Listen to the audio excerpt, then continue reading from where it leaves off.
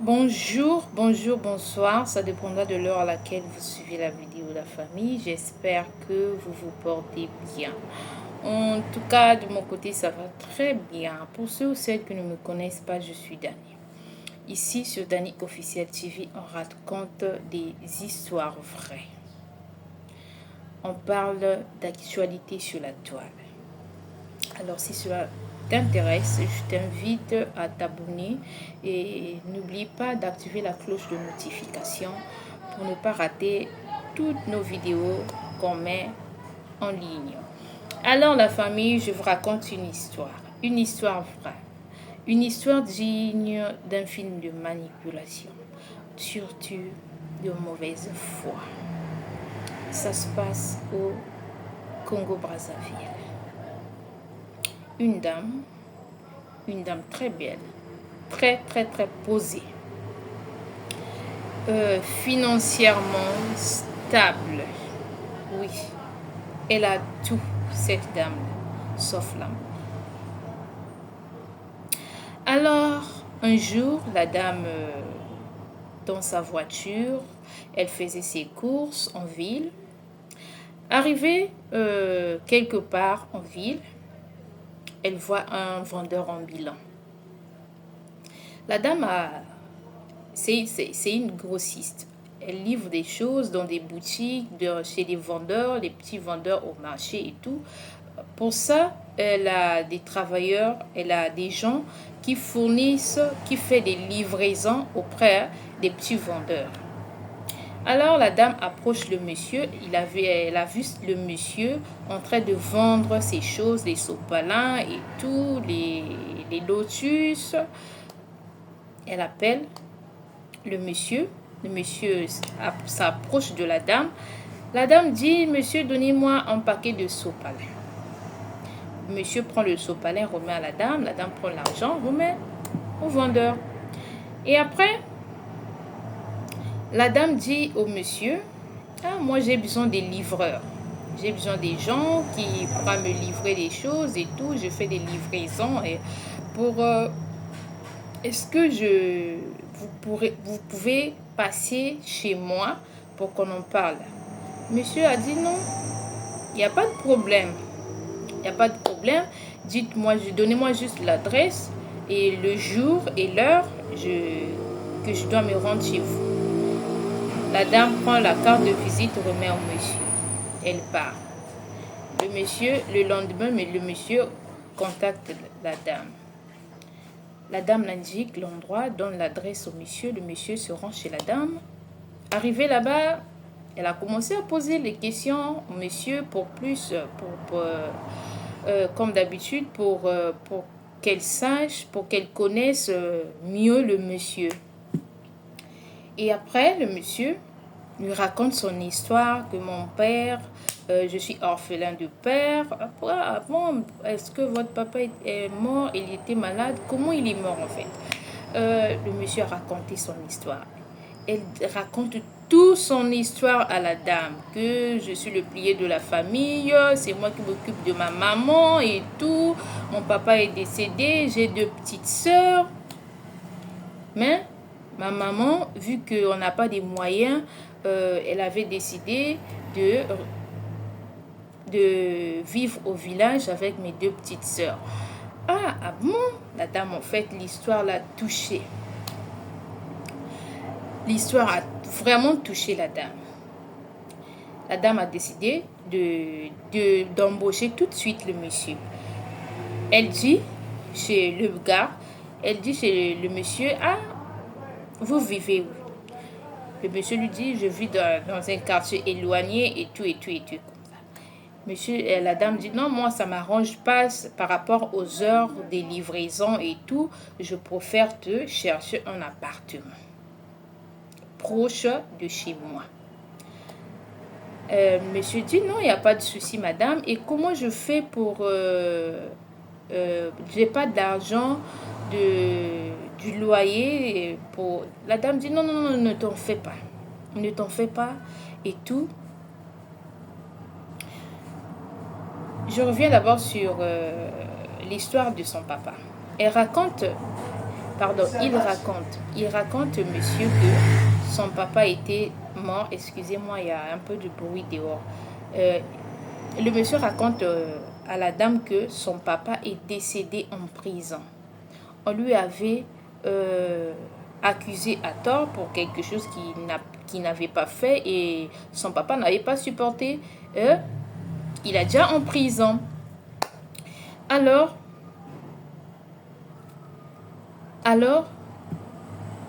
en fait, le papa du monsieur s'est donné, comprenez, en prison. Il n'a pas supporté. Et la dame a dit non, donne-moi une semaine. La dame rentre dans la maison. Donne-moi une semaine, je veux te chercher un appartement. Le monsieur dit d'accord, mais moi j'ai pas de téléphone. Comment? Ou bien vous me donnez, je reviens la semaine prochaine, tel jour, à telle heure, pour vérifier si mon appartement est déjà prêt. La dame dit non, attends. Elle rentre dans la maison, elle prend un téléphone tout neuf. Elle remet chez le gars. Le gars prend le téléphone. Elle prend aussi 5 000 francs. Elle remet chez le gars. La dame dit chez le gars, cherche, tu as, comment on appelle ça déjà, une carte d'identité. Le monsieur dit oui, j'en ai. D'accord. Donc, achète une carte SIM, comme ça, tu me contactes. Et le crédit, tu me contactes pour mieux passer ton numéro. Ah, d'accord, madame, merci. Le monsieur a remercié la dame et tout. Il est parti. Il a fait ce que la dame a dit. Il a rappelé la dame pour lui passer son numéro et tout. Il a fallu 2 semaines pour que la dame trouve un endroit, un appartement pour le gars. Et après 2 semaines, la dame recontacte le monsieur. Ah, c'est bon, l'appartement est déjà prêt et tout. Donc, le monsieur est arrivé dans l'appartement. Tout a été mis en place. Tout. Il a juste apporté quelques de ses vêtements. Il s'est installé. La dame a dit non, tous les jours, je vais commencer à te donner 5 000 pour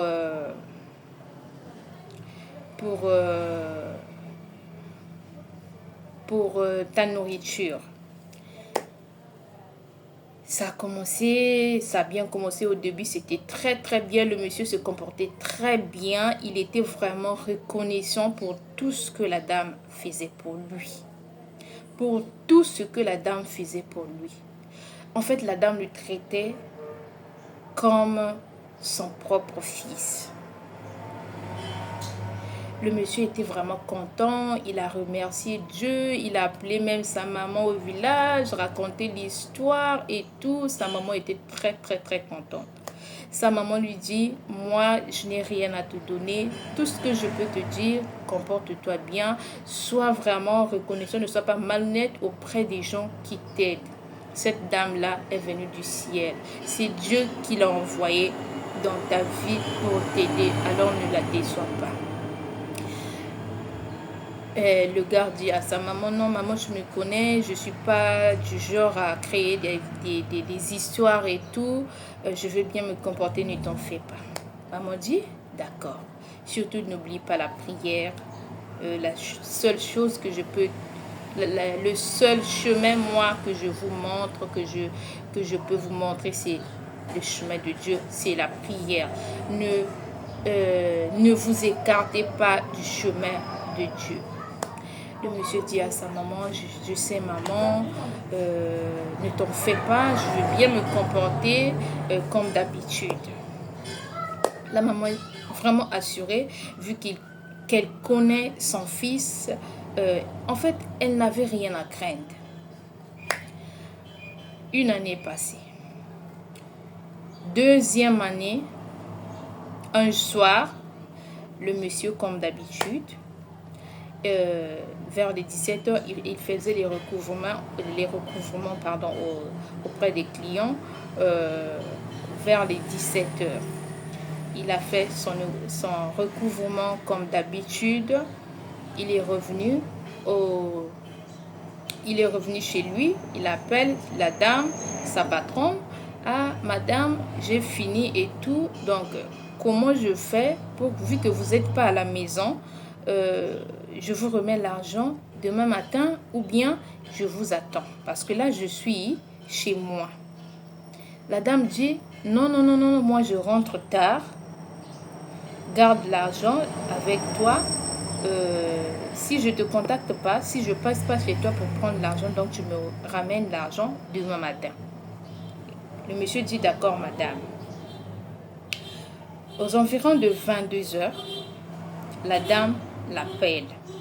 Ah, tu es où?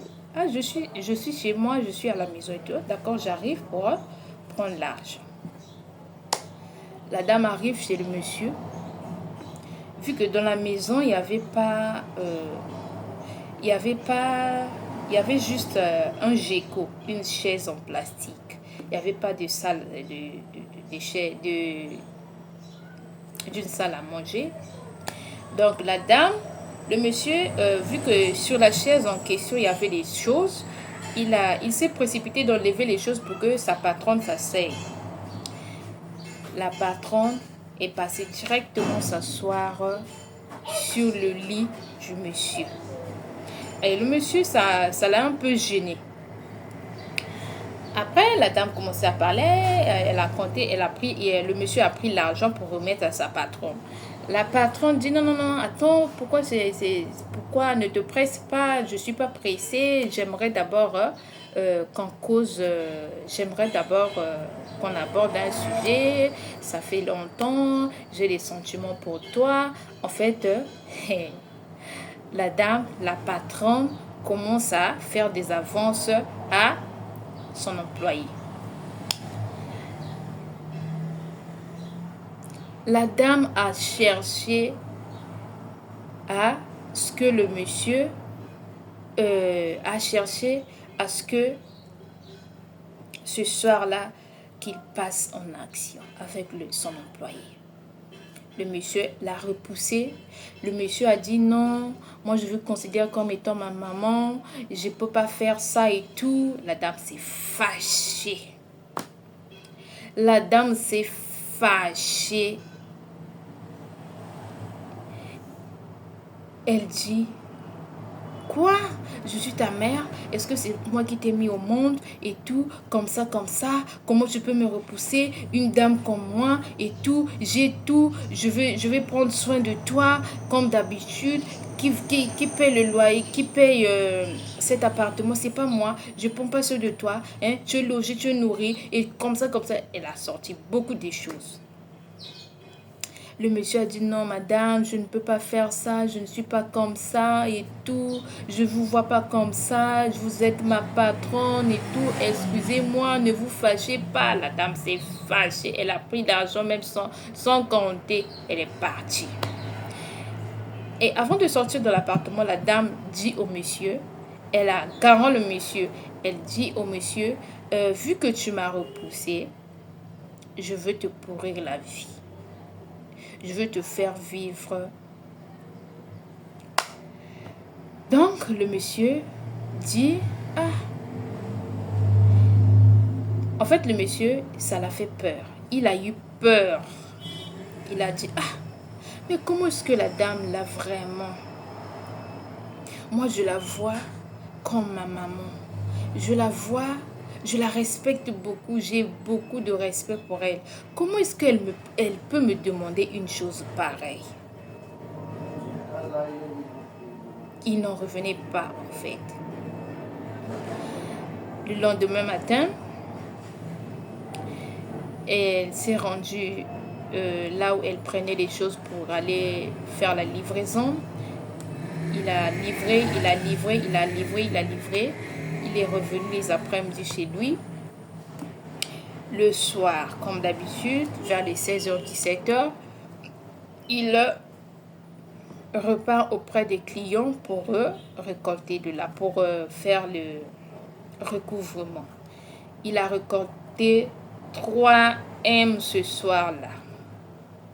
3 M de francs CFA ce soir-là.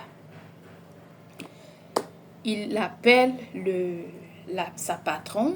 Sa patronne lui dit non, je ne suis pas à la maison, mais va à la maison. Elle lui donne, elle avait un coffre-fort dehors, à l'extérieur de sa maison. Et la dame l'indique, lui donne le code du coffre-fort, là où il y avait la clé de la porte de la maison. Le monsieur fait tout ce que la dame lui dit. Le monsieur ne savait pas que dans la maison de la dame, il y avait des caméras de surveillance. À l'intérieur, y compris à l'extérieur. Alors, le monsieur prend la clé, tape le code, prend la clé, il ouvre la maison, il appelle sa patronne, je dépose l'argent où? C'était dans une enveloppe kaki. La dame lui dit, dépose ça juste telle place, à tel endroit. Il fait ce que la dame demande, il dépose l'argent. Il ferme la maison, il remet la clé là où c'était. Il repart, il rentre chez lui tranquillement, sans problème. Du moins, c'est ce qu'il s'est dit. Il s'est dit que j'ai fait mon travail et tout. Il ne savait pas que la dame l'avait tendu une piège. Alors, qu'est-ce qui s'est passé ensuite? La dame monte un scénario. Il cherche un gars. Après que le monsieur soit parti, il prend un gars. Il monte tout un scénario. La caméra de surveillance filme tout. On voit un homme cagoulé, vêtu d'une capuche, entrer dans la maison. D'abord, ouvrir le coffre-fort, prendre la clé, entrer dans la maison et dérobe l'argent. Il prend l'argent.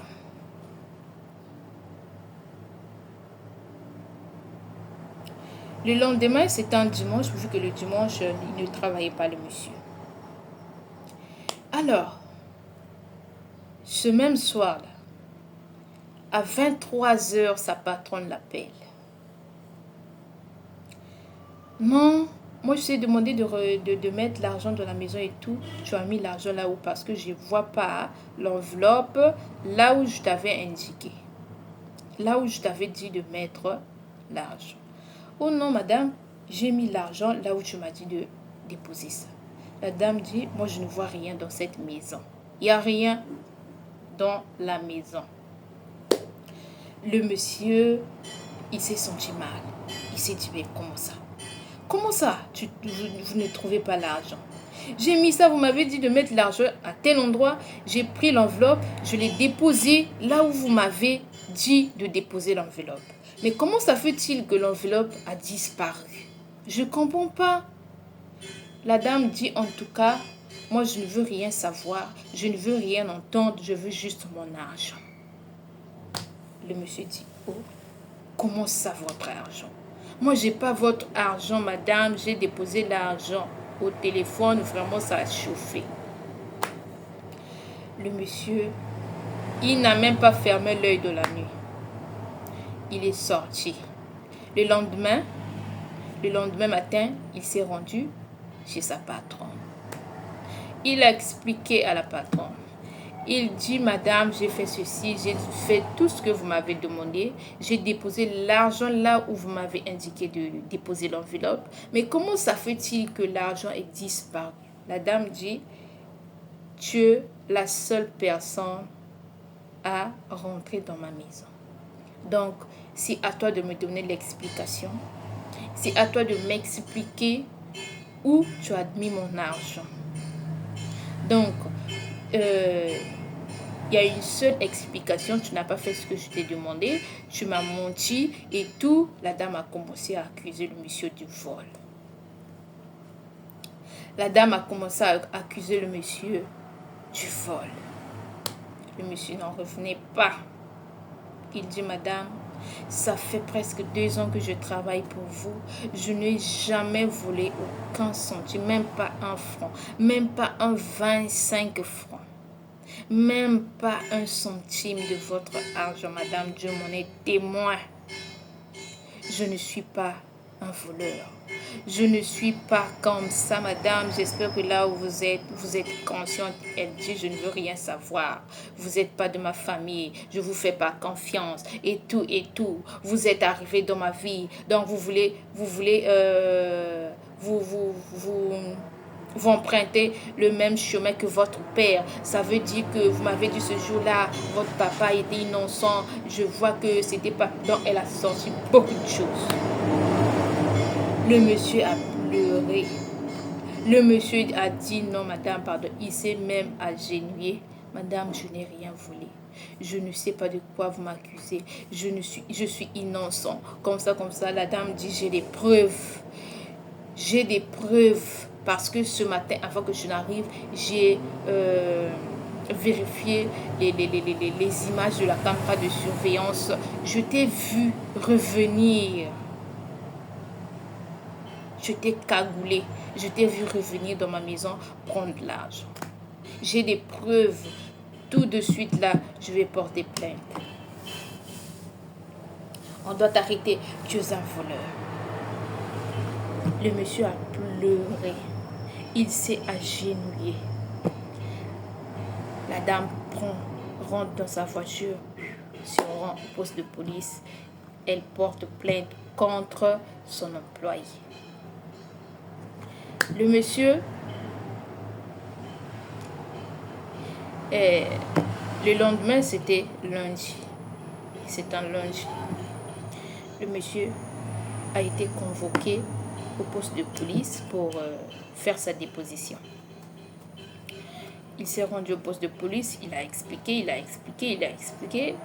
Les policiers l'ont dit, on va faire une enquête pour bien éclaircir cette histoire.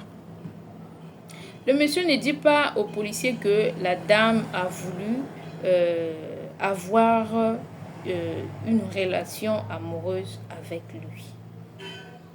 Ça, la partie-là, il ne dit pas aux policiers. Des jours passent. Il était vraiment mal à l'aise. La dame l'a renvoyé. Il n'a plus de boulot. La dame lui dit, je te donne 2 mois pour libérer l'appartement. Sinon, tu prends en charge tous les frais de la maison. Le monsieur était vraiment mal à l'aise. Il a appelé sa maman au village, expliqué à sa maman et tout. Sa maman lui demande, dis-moi la vérité, est-ce que c'est vrai? Est-ce que tu n'as pas pris l'argent de tout? Oui, et tout. Le monsieur dit, non maman, je n'ai rien pris. Maman, tu me connais très bien que je ne suis pas comme ça. Il cache toujours la partie là à sa maman. La maman dit, vraiment, reste dans la prière et tout, ne panique pas. Si vraiment tu es innocent, tu n'iras pas en prison. Alors, le monsieur décide d'aller voir les pasteurs. Il s'est rendu là où il priait. Il explique son problème à son pasteur. Son pasteur convoque la dame. La dame aussi, vraiment, elle n'a pas résisté. Elle s'est rendue à l'église, là où priait le monsieur. Le pasteur demande, est-ce que vous connaissez ce monsieur? La dame dit, oui, je connais et tout. Elle était vraiment hautaine en fait envers le pasteur. Monsieur, vous êtes qui pour me poser des questions? Moi, je veux juste mon argent. Je croyais que quand vous m'avez fait venir ici, c'est mon argent qui va me remettre. Je venais pour prendre mon argent et tout. Vous me posez des questions. La dame s'est fâchée. Le pasteur lui dit, madame, calmez-vous s'il vous plaît, et tout. En fait, le pasteur a fait en sorte, il a calmé, pardon, la dame. La dame s'est calmée. Le monsieur, c'est là où il sort, son employé, c'est là où il sort la partie là. Il explique au pasteur, monsieur, moi je suis fatigué, peut-être il fait ça parce que ce jour-là, il y avait un jour, il a tout expliqué. La dame est venue chez moi et tout, pour prendre son argent et tout. Elle m'a fait des avances, je l'ai repoussée et après elle s'est fâchée. Pour moi, je ne pouvais pas faire ça, je ne peux pas faire ça parce que je la vois comme ma maman et tout. Elle m'a beaucoup aidée. Je ne peux pas avoir une relation amoureuse avec elle. Donc, c'est pourquoi elle me mène la vie dure parce que ce soir-là, quand elle est sortie, c'est ce qu'elle m'a dit. Je vais te mener la vie dure, je vais te faire vivre en enfer et tout, des choses comme ça. Le pasteur dit, ah bon, donc c'est ça, le vrai problème, c'est ça. On va régler ça. Le pasteur a essayé de raisonner la dame. La dame ne voulait rien savoir. Elle dit, ça, j'accepte. Je lui ai fait des avances et alors, je suis une femme, lui, c'est un homme. Donc, qu'est-ce que vous trouvez? Vous trouvez quoi d'étrange, de mauvais dans ça? Donc, cette histoire qu'il est en train de raconter, ça n'a rien à voir avec l'histoire du vol. Moi, j'ai des preuves comme ça. La dame prend la vidéo et montre au pasteur. Le pasteur dit, mais bien sûr qu'on voit un homme, mais son visage est cagoulé. Comment vous êtes sûr que c'est ce monsieur? Parce que son visage ne se fait pas voir. Oh non, vous voyez pas la corpulence? La dame a cherché vraiment la raison. Elle a cherché par tous les moyens d'accuser le monsieur du vol. Le pasteur lui dit, madame, s'il vous plaît, réglons ça à l'amiable. Je vous demande mes excuses. Est-ce que vous pouvez retirer votre plainte? Parce que au fond de vous, vous savez que l'histoire que vous racontez, votre plainte n'est pas... l'histoire que vous racontez n'est pas vraie, madame. Au fond de vous, madame, vous êtes chrétienne, vous priez. Votre conscience, moi, je vois que votre conscience vous dit que ce que vous dites là, c'est pas vrai. Ce que vous dites là, c'est pas vrai, madame. S'il vous plaît, je vous demande de ne pas gâcher la vie de ce jeune homme-là. Il a beaucoup de choses à vivre. C'est encore un enfant. Pour moi, c'est encore un enfant. La dame dit non, il a déjà 32 ans. À 32 ans, c'est un enfant et tout. Moi, le pasteur demande à la dame, madame, vous avez quel âge? La dame dit, aujourd'hui, j'ai 53 ans. Ah, madame, 53 ans, est-ce que vous êtes consciente que vous pouvez être la maman de ce monsieur? Oui, et alors, ça fait quoi? L'amour n'a pas d'âge. Donc, la dame a été vraiment catégorique. Elle a refusé de retirer la plainte. Alors, le monsieur nous a raconté son histoire. Il demande vraiment, il a besoin de nos conseils, de vos conseils. Il demande ce qu'il doit faire à ce stade-là. Est-ce qu'il accepte les avances de la dame? Comment il doit faire pour sortir de cette affaire? Mes chers abonnés, mes chers internautes, on a besoin de vos avis sur les commentaires. Sur ce, je vous souhaite un très bon dimanche, un très bon samedi, un très très bon week-end. Que Dieu vous bénisse. Portez-vous bien. Surtout, restez connectés pour plus d'informations. Bye.